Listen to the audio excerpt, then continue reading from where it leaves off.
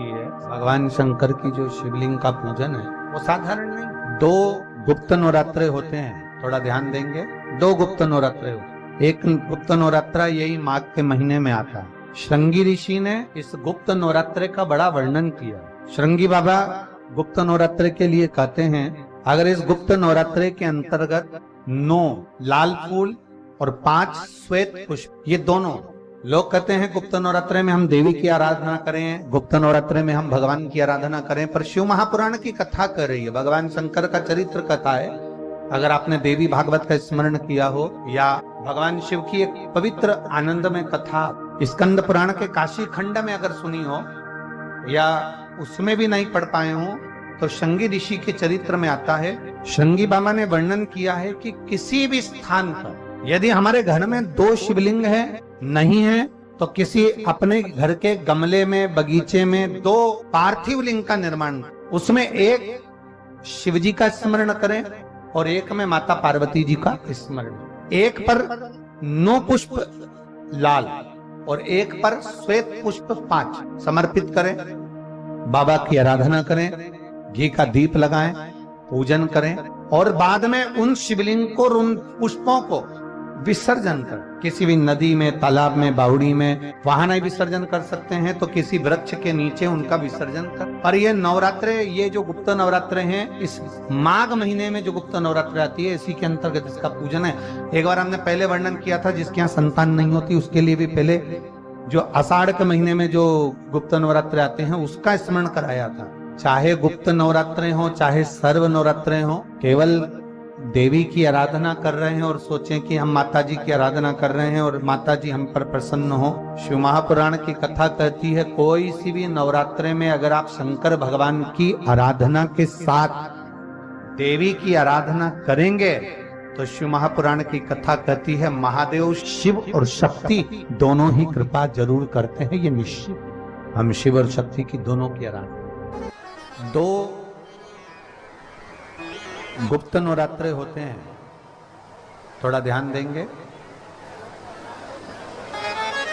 2 गुप्त नवरात्रे होते हैं। एक गुप्त नवरात्रा यही माघ के महीने में आता है। श्रृंगी ऋषि ने इस गुप्त नवरात्रे का बड़ा वर्णन किया। श्रृंगी बाबा ने इस गुप्त नवरात्रे के बारे में बहुत कुछ बताया, बहुत कुछ।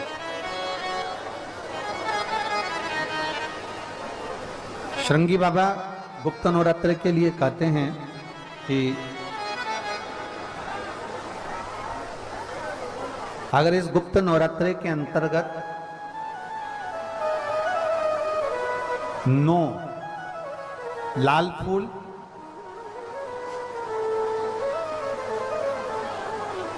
और 5 श्वेत पुष्प, ये दोनों, लोग कहते हैं गुप्त नवरात्रे में हम देवी की आराधना करें, गुप्त नवरात्रे में हम भगवान की आराधना करें, पर शिव महापुराण की कथा कर रही है, भगवान शंकर का चरित्र कथा है। अगर आपने देवी भागवत का स्मरण किया हो या भगवान शिव की एक पवित्र आनंदमय कथा स्कंद पुराण के काशी खंड में अगर सुनी हो या उसमें भी नहीं पढ़ पाए हो, तो श्रृंगी ऋषि के चरित्र में आता है। श्रृंगी बाबा ने वर्णन किया है कि किसी भी स्थान पर, किसी भी स्थान पर यदि हमारे घर में 2 शिवलिंग है, नहीं है, तो किसी अपने घर के गमले में, बगीचे में 2 पार्थिव लिंग का निर्माण करें। 2 पार्थिव लिंग, उसमें एक शिवजी का स्मरण करें और एक में माता पार्वती जी का स्मरण।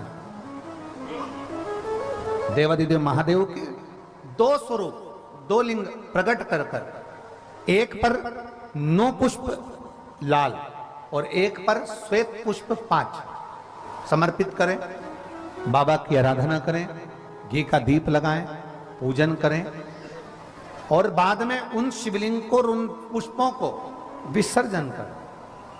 किसी भी नदी में, तालाब में, बावड़ी में, अगर वहां नहीं विसर्जन कर सकते हैं तो किसी वृक्ष के नीचे उनका विसर्जन कर दें। पर ये नवरात्रे, ये जो गुप्त नवरात्रे हैं, इस माघ महीने में जो गुप्त नवरात्रे आती है, इसी के अंतर्गत इसका पूजन है।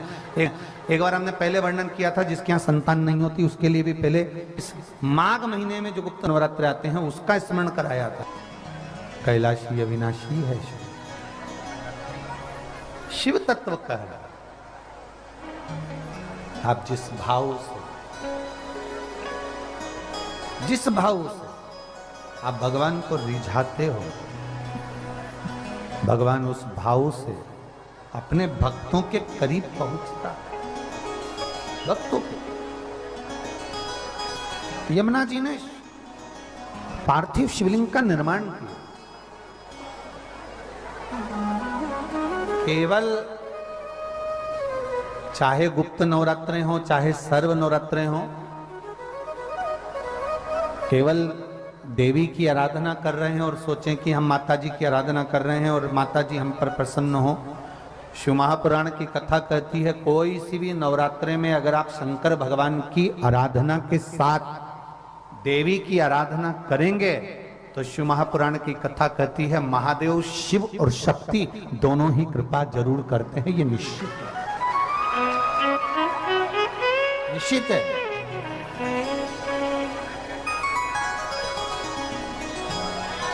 केवल एक शिव की आराधना कर लेना या शक्ति की आराधना कर लेना, हम शिव और शक्ति की दोनों की आराधना एक साथ करें। हम शिव और शक्ति की दोनों की आराधना और हम तो एक बात बहुत अच्छे से कहेंगे, शिव महापुराण की विद्येश्वर संहिता में लिखा है, जो एक बार मुख से श्री शिवाय नमस्तुभ्यम बोलता है उसके मुख का दर्शन करने पर मात्र 1000 अश्वमेध यज्ञ का पुण्य फल प्राप्त हो जाता।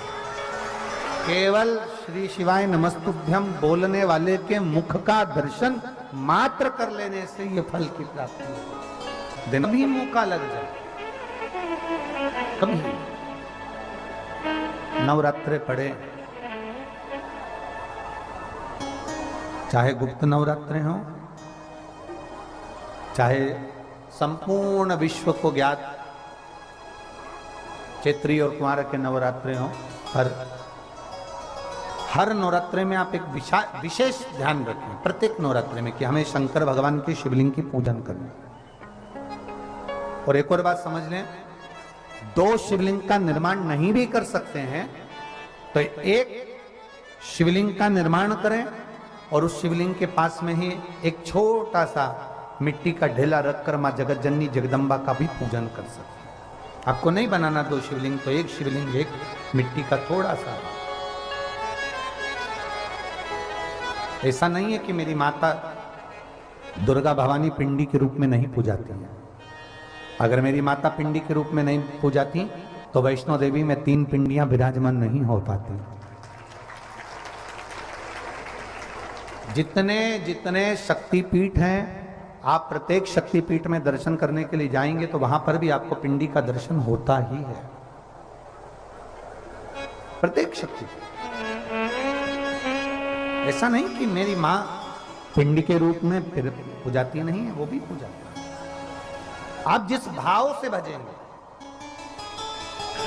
जैसे हम कहते हैं हमारे शहर में, हमारे सीहोर नगर में कुबेरेश्वर धाम कंकर शंकर की भूमि है, मतलब वहां जो गया है वो कंकर शंकर की आराधना करने के लिए गया है, कंकर शंकर की करने के लिए गया।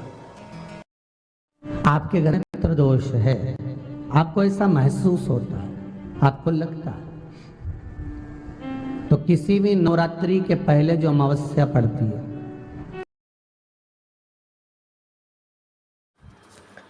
श्री शिवाय नमस्तुभ्यम, श्री शिवाय नमस्तुभ्यम, श्री शिवाय नमस्तुभ्यम। जानकारी अच्छी लगे तो प्लीज़ चैनल को लाइक कीजिए, सब्सक्राइब कीजिए। Thanks for watching. Thank you. Har Har Mahadev, Har Har Mahadev, Har Har Mahadev, Har Har Mahadev. जय माता दी, जय माता की।